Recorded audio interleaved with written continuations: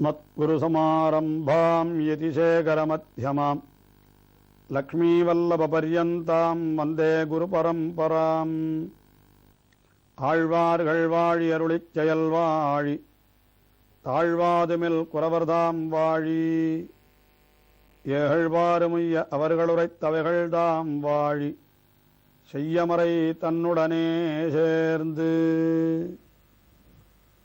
திவ்யதேசங்களிலே எழுந்தருளிருக்கின்ற எம்பெருமான்களை எல்லாம் மங்களாசாசனம் செய்து வருகின்ற திருமங்கை ஆழ்வார் திருவல்லிக்கேணியிலே எழுந்தருளிருக்கின்ற எம்பெருமான்களை மங்களாசாசனம் செய்கின்றார். மற்ற திருத்தலங்களிலே இல்லாதபடிக்கு திருவல்லிக்கேணியிலே எம்பெருமான்கள் 5 எழுந்தருளியுள்ளனர். முதல் பாசுரத்திலே ஸ்ரீ பார்த்தசாரதி பெருமாளை மங்களாசாசனம் செய்தார். 2ஆம் பாசுரத்திலே ஸ்ரீ மன்னாதன் என்று சொல்லப்படுகின்ற ரங்கநாதன் அவனை மங்களாசாசனம் செய்தார். அடுத்தபடியாக பல பல பாசுரங்களாலே பார்த்தசாரதியையே மங்களாசாசனம் செய்தவர். 7வது பாசுரத்திலே ராமபிரானை மங்களாசாசனம் செய்தார். 8வது பாசுரத்திலே இந்த திவ்யதேசத்திலே கோவில் கொண்டிருக்கின்ற நரசிங்க பெருமானை மங்களாசாசனம் செய்தார்.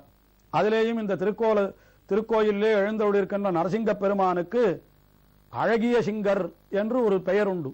அதாவது சிங்கம் என்கிறது பயங்கரமான தோற்றத்தோடு இருந்தாலும் கூட அது ஹிரண்யனுக்கு அவ்வளவு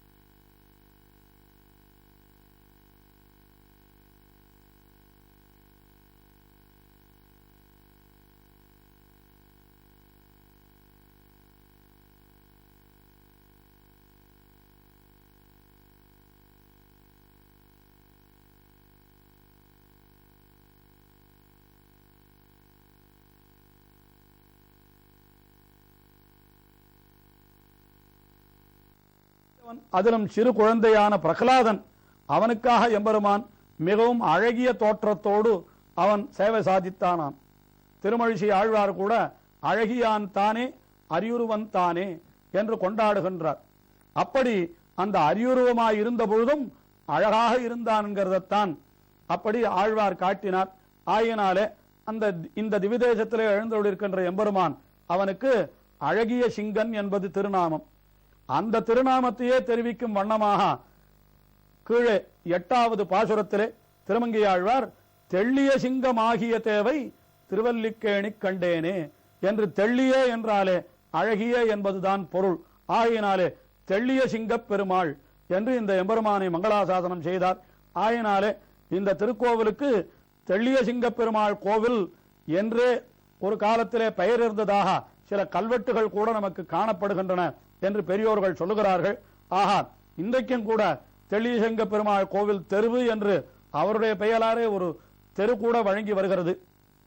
அப்படிப்பட்ட அந்த எம்பெருமான் பிறையீறு அனல்விழி பேழ்வாய் என்று சொல்லும்படியாக ஹிரண்யனுக்கு பயங்கரமானவனாக இருந்தாலும் அந்த பிரகலாதனுக்கு தெள்ளியசிங்கனாக காட்சி அளித்தான் என்று அவனை 8வது பாசுரத்திலே மங்களாசாசனம் செய்தவர்.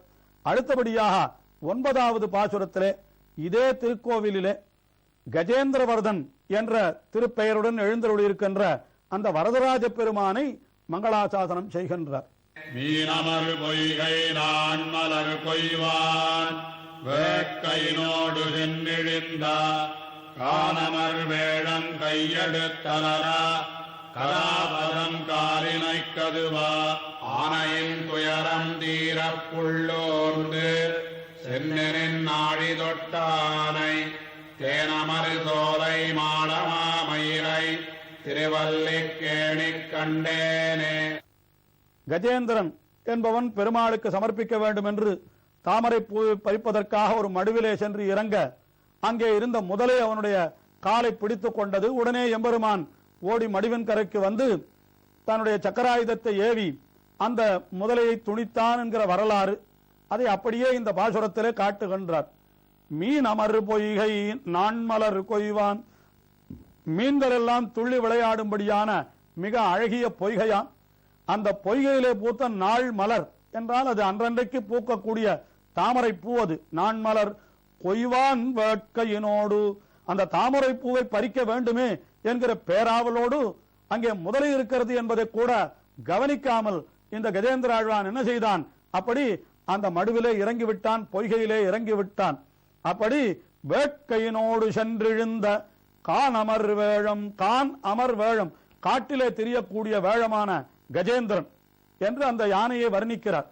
அப்படிப்பட்ட கானமர் வேழம் அந்த வேழத்தை என்ன செய்தது என்றால் கரா அதன் காலினை கதுவா என்று அந்த முதலையானது அந்த கரா என்னால் முதலை, கிராகா என்கிற வடசொல் அது தமிழிலே கரா என்று ஆகிறது. அந்த கரா அதன் காலினை கதுவா, அந்த முதலையானது யானையினுடைய காலை பிடித்துக் கொண்டு விட்டது. உடனே கஜேந்திர ஆழ்வான் என்ன செய்தான் என்றால் கை எடுத்து அலரா என்று ஓ என்று கதறினான். ஆதி மூலமே என்று கதறினான். நாராயணா, ஓ மணிவண்ணா, நாகனையாய் வாராய், என் ஆரிடரை நீக்காய் என்று இவை அத்தனையும் மனசிலே வைத்துக் கொண்டு அந்த கஜேந்திரன் அப்படி பிளிரினான். உடனே எம்பெருமான் ஓடி வந்தான் என்பது சரித்திரம். ஆனால் இங்கே பாசுரத்திலே ஒரு விஷயம் சொல்லப்படுகிறது, ஒரு அழகான விஷயம். இது என்னவென்றால் அந்த கானமர் வேழம் முதலிலே கையெடுத்து அலரா என்று சொல்லிவிட்டு அதற்கு பிறகு கரா அதன் காலினை கதுவா என்று சொல்லி இருக்கிறது. ஏன் இப்படி ஆழ்வார் சொன்னார்? நியாயமாக எப்படி சொல்லி இருக்க வேண்டும்? முதலை காலை பிடித்தது, அதற்கு பிறகு ஆனை கதறியதுன்னு சொல்லணும். ஆனால் யானை கதறியது, முதலை பிடித்தது என்று மாற்றி சொன்னாரே என்றால், அதாவது இந்த யானை முதலையினுடைய பற்களானவை யானையினுடைய காலிலே படுவதற்கு முன்னமே அந்த கஜேந்திரனுடைய கூக்குரலானது பரமோகத்திலே எம்பெருமானுடைய தெரிச்சவியிலே விழுந்து விட்டதாம். என்றைக்கும் கூட ஒளியினுடைய வேகம் என்றெல்லாம் சொல்லுகிறார்களே, ஆனால் அது கூட இந்த இடத்திலே மாறிப்போய் அந்த ஒலி அது என்ன ஆகிவிட்டது என்றால் முதலிலே எம்பெருமானுடைய காதிலே அந்த அலறல் யானையினுடைய கூக்குரல் தான் கேட்டது. அதற்கு பிறகுதான் இந்த கஜேந்திரன் அவன் அந்த காலை முதலை பிடித்துக் கொண்டிருப்பதையும் கூட அவன் பார்த்தான் என்று நாம் நினைக்கும்படியாக கானமர் வேழம் கையெடுத்து அலற கரா அதன் காலினை கதுவ அந்த சமயத்திலே எம்பெருமான் என்ன செய்தான்? ஆனையின் துயரம் தீரா புள்ளூர்ந்து என்று அந்த ஆணையினுடைய துயரம் தீரும்படியாக புள்ளூர்ந்து என்றால் அந்த கருடாழ்வான் மீது ஊர்ந்து வந்தான் என்று அது மிகவும் விசேஷமாக தெரிவிக்கப்பட்டிருக்கிறது. அந்த கருடாழ்வானுடைய வேகம் போதாமையினாலே அவனை என்ன செய்தான் எம்பெருமான் என்றால் அந்த எம்பெருமானை தன் தாட்சியம் அத்தியக்ஷிபன் என்று பராசர பட்டர் அவனை சொல்றார். ஹூங்கார ஆஸ்பாலன அங்கிரி பிரகதிபிகி என்று ஹூங்காரத்தாலேயும் அவனை ஆஸ்பாலனும் அடித்து விரட்டினான், காலாலே உதைத்தான் என்று கஜேந்திர ஆழ்வான் விரைவிலே காத்தருள வேண்டும் என்பதற்காக அந்த கருடனையும் விரட்டினானே, அதைத்தான் இங்கே சொல்லுகிறார் ஆழ்வார். புள்ளூர்ந்து சென்று அங்கே மடுவின் கரையிலே நின்று என்ன செய்தான்? பாழி தொட்டானை, தன்னுடைய பக்கத்தில் இருக்கக்கூடியதான அந்த திருவாழி, வரத திக்கத்தில் இருக்கிற திருவாழி, அந்த திருவாழியை விடுத்தான், அதை சுழற்றினான் என்றும் சொல்லலாம். அல்லது தொட்டானை என்றால் திருவாழி ஆழ்வானுக்கு நியமித்தால் போரும், உடனே கருதுமிடம் பொறுத்து கை நின்ற சக்கரம் அல்லவா, அவனை தொட்ட உடனே அவன் என்ன செய்தான்? அந்த முதலையினுடைய கழுத்தை அறுத்து விட்டான். அதை சென்று நின்று ஆழி தொட்டானை, ஆழி தொட்டானை என்று சொன்னாரே தவிர மேலே என்ன நடந்ததுன்னு சொல்லவில்லையே என்றால் திருவாழியை தொட்டாலே போரும், அடுத்த நிமிடம் அந்த காரியம் நடந்துவிடும் என்கிறபடியினாலே அதை சொல்லவும் வேண்டியதில்லை என்கிறபடியினாலே ஆழ்வார் இங்கே அப்படி அறுப்புண்டது என்றோ கஜேந்திரன் காக்கப்பட்டான் என்றோ அதை கூட சொல்லாமல் இங்கே கரா அதன் காலினை கதுவ ஆணையின் துயரம் தீர என்று தீரும்படியாக புள்ளூர்ந்து சென்று நின்றவன் ஆழி தொட்டான் என்று சொன்னார். அப்படி ஆழி தொட்டவனை நான் திருவல்லிக்கேணியிலே கண்டேன் என்று திருமங்கை ஆழ்வார் அருளி செய்கிறார்.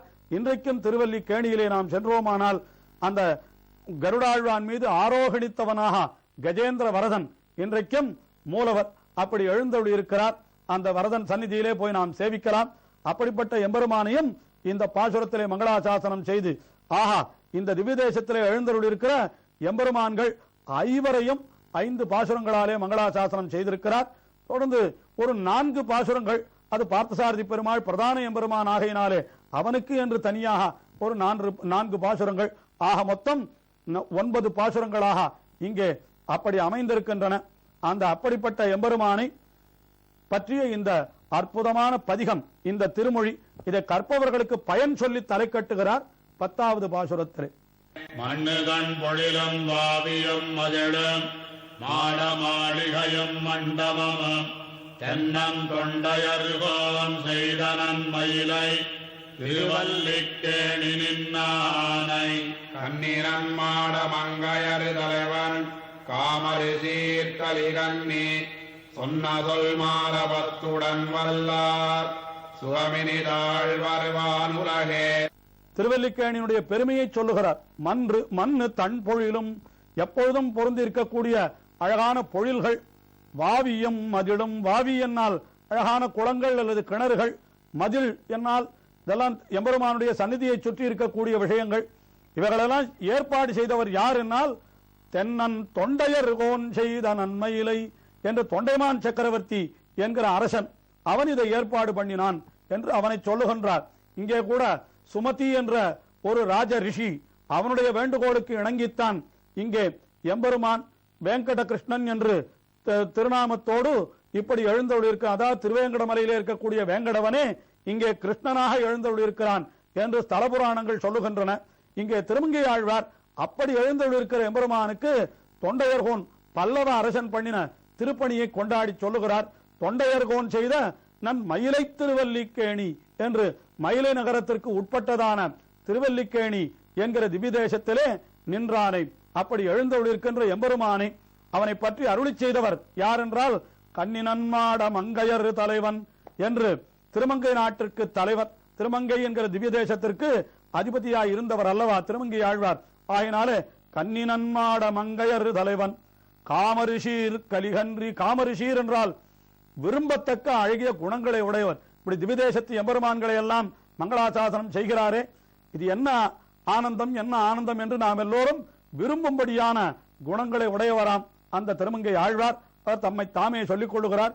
அப்படி கலிகன்றி சொன்ன சொல் மாலை 10 என்று இப்படி 10 பாசுரங்களை அருளி செய்தாரே, இதை உடன் வல்லார் நன்றாக அப்படி கற்க வல்லவர்கள்.